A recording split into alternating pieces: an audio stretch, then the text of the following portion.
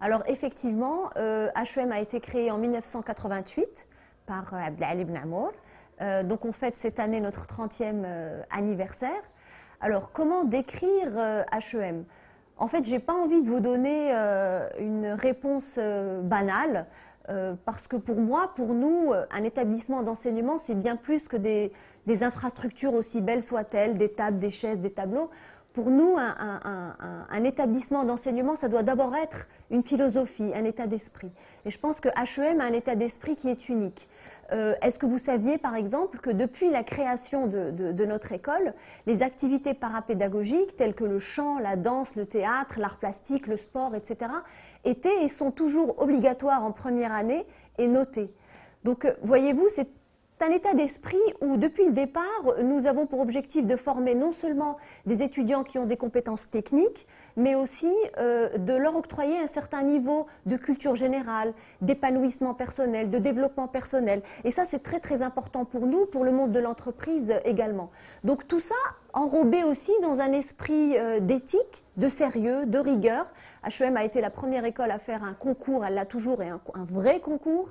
Enrobé dans un esprit d'envie de partage du savoir, de développement de la connaissance.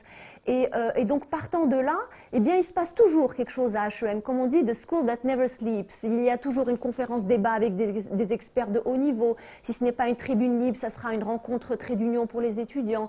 Ça sera une battle dance avec des jeunes lycéens, un concours de chant, une compétition de joutes oratoires, un concours de philosophie, etc., etc. Donc, tout ça, c'est l'état d'esprit de HEM, et il y a aussi un dicton qui me tient à cœur qui est le work hard, play hard, et c'est un petit peu ça aussi HEM, très sérieux, très rigoureux, mais aussi du suivi, du partage de la connaissance et de la bonne humeur. Voilà. Alors effectivement, l'annonce a été faite il y a quelques jours. Le groupe HEM dans son ensemble a été reconnu par l'État. Oui, nous sommes évidemment contents. C'est une reconnaissance de nos pairs, notamment de notre ministre et des différents présidents d'universités publiques qui ont donc accepté en séance de reconnaître le groupe HEM. Donc ça nous fait très plaisir.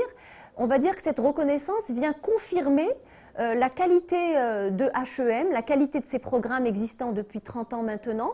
Il vient aussi confirmer une reconnaissance qui était déjà là de par notre environnement, la reconnaissance du monde de l'entreprise, du monde économique, la reconnaissance de nos partenaires internationaux, la reconnaissance de l'opinion publique. Donc c'est très bien, c'est une bonne nouvelle. Alors, l'université citoyenne en est en effet à sa 21e édition. En fait, c'est un cycle de séminaires pluridisciplinaires ouvert à tous et à toutes, sans aucun prérequis et gratuitement. Donc, c'est l'école pour tous, c'est la formation pour tous. Les séminaires pluridisciplinaires ont trait à trois, je dirais, chapitres ou trois types de séminaires. Vous avez des séminaires liés au management et à l'économie, des séminaires liés à l'activité pensée et société, et des séminaires liés à institutions et vie politique. Et donc ces séminaires-là, ce cycle d'université citoyenne, nous les faisons simultanément, c'est la Fondation HEM qui les porte maintenant, ils ont lieu simultanément dans 8 villes du Maroc, Casa, Rabat, Marrakech, Tanger, Fès, Oujda, Tétouan et Agadir. Donc c'est vraiment une grosse machine portée par les différents campus HEM sous le chapeau de la Fondation, et c'est un peu le partage du savoir dont je parlais tout à l'heure. Cette année, j'ajouterai juste que nous avons une édition spéciale en plus des 8 de l'université citoyenne qui est spéciale enseignant, que nous faisons avec notre partenaire, le mouvement associatif Les Citoyens.